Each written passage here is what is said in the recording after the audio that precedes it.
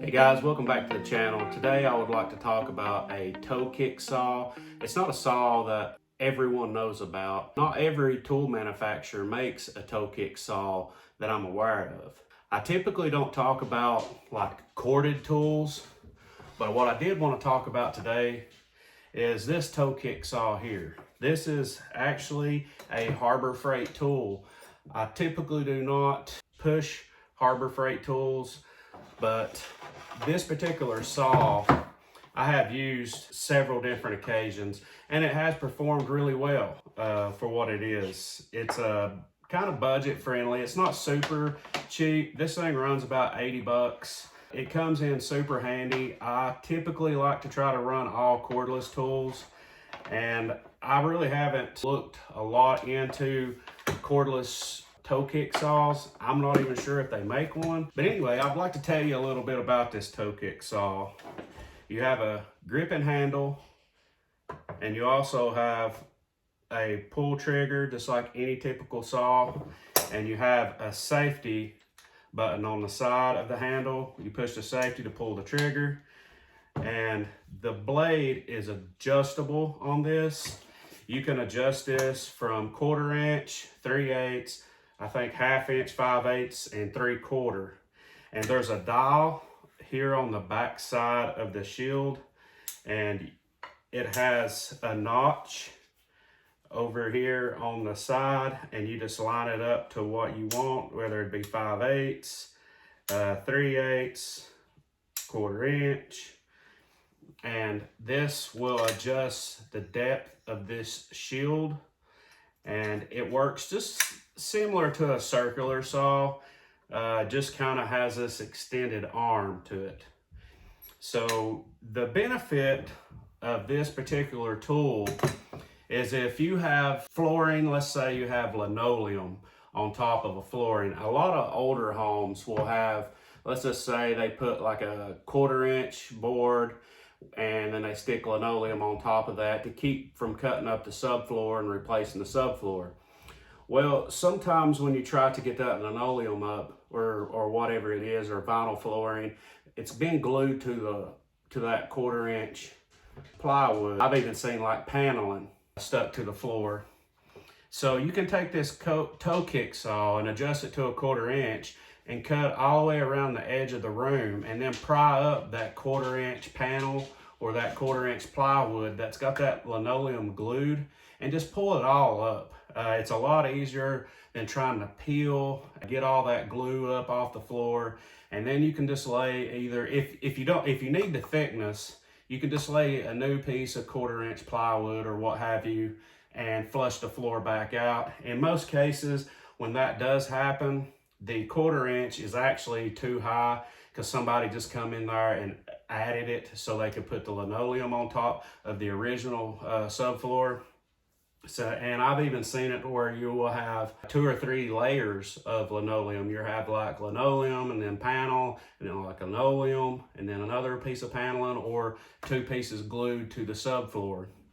Now I have even used this saw for 3/4 inch, working in certain homes, especially like in the 70s and the early 80s. They used particle board through homes. What they would do in some of those instances, they would put like 3/8 or 1/2 inch plywood down, and then they would put like a 3/4 inch piece of particle board on top of that plywood for a subfloor. Particle board does not handle any type of moisture. It's very brittle, so when you nail into it or screw into it, eventually over time with the house expanding and contracting, that screw will come loose in that particle board and kind of chip out, and then eventually you'll start getting squeaks and stuff like that as you walk. And if it ever sees water, it bubbles up and goes all to pieces. So saying that, that's exactly what this saw is good for. Instead of trying to pry all that in pieces and then trying to get a sawzall or something else that you can get really close to the wall, you can take this toe kick saw, because the clearance at the face of this toe kick saw is really flush. So you can get really, really close to the wall, probably within like an 1/8 inch or something like that when you cut, if not almost flush. So you can take this saw and bump it all the way against the wall, and you can cut all the way down the side of the wall, and then you pry up that plywood or particle board or whatever it may be, or if it's just like a 1/4 inch piece of plywood or something with linoleum, you can pry that up and it will break away from the wall, and then you just put something back up against the wall out through the middle of the floor. Now I built this just real quick with a little nail gun. This is this kind of like, say you have this studded wall, and let's just say this is your particle board, or not particle board, but panel board with some linoleum on top. Okay, now these are your two subfloors. You have your original, and in most cases, subfloors usually range about 1.5 inches. So you have like maybe a 3/4 piece and then another 3/4 piece on top of it, and gives you a total of 1.5 inches. And then you may have like linoleum or something like that if somebody's added on. Well, if you bump this all the way against the wall, you can take this toe kick saw and you can put it all the way against the wall, and you can cut all the way against that wall real tight. So then when you start prying up your boards, you stick your pry bar in there, it just breaks right at the wall. And you can cut as much as deep as 3/4 inch with this saw. So you can really get your first layer of subfloor completely up. And that's exactly what I did in one of my homes. I had particle board. It was an early 80s home, or late 80s, should I say, and it had particle board in it. And I cut all of it up. I cut all the walls and underneath the cabinets and everything like that. And I pried every piece of the particle board off the floor, and I put new subfloor down that's just better, and I glued it and I screwed it down, so hopefully it cut out the squeaks. It feels pretty solid now. So if you cut this piece off and you pry it off, and you notice you got particle board underneath, and let's just say when you pried this up and it was glued, maybe some chunks came out or whatever, then take that saw, adjust it to 5/8 or 3/4, whatever the thickness you think this subfloor is. It might be good to maybe tear up a piece in the middle of the floor, and then just run it right across the edge again, and then you can pry up between these two pieces of subfloor, and you can pull up the whole entire subfloor just using this saw.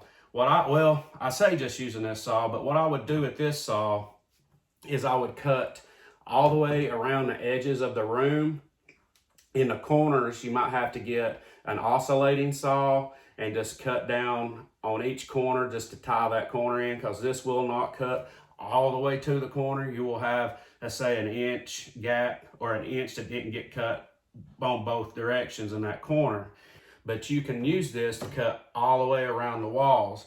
And the beauty of this is this long neck that's here on the saw is good for reaching underneath cabinets, because that's exactly why they call this a toe kick saw. Is because the kick panel on the underneath the bottom of your cabinets is referred to as a toe kick panel, because you kick it with your toes. So it will be, let's just say your cabinet is like built like this, okay, and this is your toe kick panel. Then you take this saw and you can run it underneath underneath those cabinets, and cut right up against those cabinets and not have to pull those cabinets up. And then you can run new subfloor or a new 1/4 inch piece of plywood or whatever your case may be, and run it all the way up flush to the toe kick of your cabinets. When I was tearing up subfloor, after I cut around the edges of the wall with this saw, I would take a circular saw, which is my DeWalt FlexVolt battery saw. I would take it and I would adjust the depth on it just as this was, or the floor, the thickness of the floor I was cutting, and then I would cut like 2-foot squares or something like that, something that you can pry up and manhandle and not bust all to pieces and make a really big mess. Because typically if you can cut in smaller squares, once you start prying, a lot of times it will pop on out. Especially in older homes, a lot of that flooring was nailed down and not screwed down.